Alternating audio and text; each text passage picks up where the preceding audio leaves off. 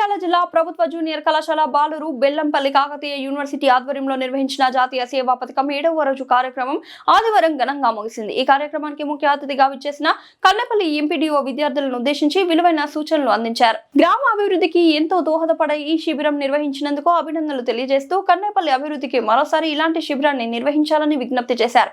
ఈ కార్యక్రమంలో మాజీ జడ్పీటీసీ, ప్రస్తుత జడ్పీటీసీ, సర్పంచ్, ఉప సర్పంచ్, వార్డు సభ్యులు, యువజన సంఘ సభ్యులు, రోహిత్ తదితర ప్రముఖులు పాల్గొన్నారు. గత 7 రోజులుగా వాలంటీర్లు గ్రామ అభివృద్ధి కోసం చేసిన సేవలను అతిథులు ప్రశంసించారు. కన్నపల్లి మండల ఎంఈఓ సంక్రాంతి సెలవులో కూడా విద్యార్థుల్లో సేవాభావం పెంపొందించేలా శిబిరం నిర్వహించిన ప్రోగ్రామ్ ఆఫీసర్ సోమయ్యని అభినందించారు.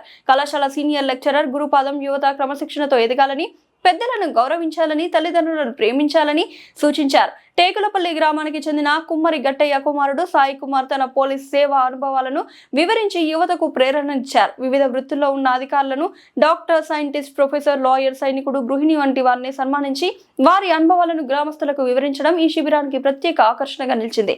యువ నాయకుడు రోహిత్ ప్రజలకు సేవ చేయాలంటే ప్రభుత్వ ఉద్యోగంతో పాటు మంచి ప్రజాప్రతినిధిగా ఎదగవచ్చని తన అనుభవాన్ని పంచుకున్నారు. అనంతరం ఉత్తమ వాలంటీర్లకు ఎంపిక చేసి బహుమతులను ప్రదానం చేశారు. చివరగా జనగణమన గీతాలపనతో శిబిరం ముగిసినట్లు ప్రోగ్రామ్ ఆఫీసర్ ప్రకటించారు. ఈ ఎన్ఎస్ఎస్ శిబిరం గ్రామ అభివృద్ధికి, యువతలో సేవాభావం పెంపొందించడానికి దోహదపడిందని గ్రామస్తులు అభిప్రాయపడ్డారు. కానీ గ్రామ స్థాయిలో నాతో స్టార్ట్ అయిన ఈ రోజు వరకు మన స్థాయి కూడా ఎదగలేదు. కాబట్టి మనం గోల్ పెట్టుకోవాలి.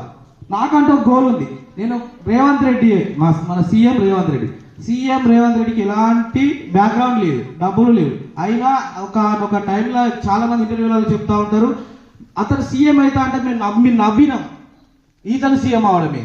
కానీ ఈరోజు సీఎం అయి కూర్చున్నాడా లేదా? అట్లానే మనం కూడా చెప్తాం, మనం ఏమనుకుంటున్నాం, అది అవుతామా కాదా తర్వాత సంగతి. ఫస్ట్ మనం ఒక గోల్ పెట్టుకుందాం, ఆ గోల్ కోసం కష్టపడాలి. ఆ రోజు రీచ్ అయితే అందరు చప్పాలు కొడతారు. ఎక్కడెక్కడో మనకు ఫస్ట్ మనం ఎక్కడ స్టార్ట్ అయినా ఆడే వచ్చి మన పక్కన ఉంటాడు. మనతో కష్టపడుతుంటే మనతో పాటు ఉన్న వాళ్ళందరికీ గౌరవిస్తే చాలు. ఇబ్బందులు కాకుండా ఈ విషయంలో సైబర్ సెక్యూరిటీ కానీ, ఎన్విరాన్మెంట్ కానీ, ఇల్లు బాగుంటేనే ఊరు బాగుంటుందంటారు. సో కాబట్టి ఈ ఎన్విరాన్మెంట్ గురించి కూడా చెట్లు పచ్చగా ఉంటేనే ఆక్సిజన్ ఉంటేనే, ఎండాకాలం ఎండలు పెరుగుతున్నాయి కాబట్టి చల్లగా ఉండాలన్నా కూడా, మన ఆక్సిజన్ ఎక్కువ ఉండాలన్నా కూడా చెట్లు పెంచడం ఎంతో ఇంపార్టెంట్. మా సైడ్ నుంచి మేము కూడా every year plantation, Harithaharam take up చేస్తాం. ఇక్కడున్న సర్పంచ్లు కానీ, పొలిటీషియన్స్ కానీ అందరూ దానిలో భాగస్వామ్యం అవుతూ ఉంటారు.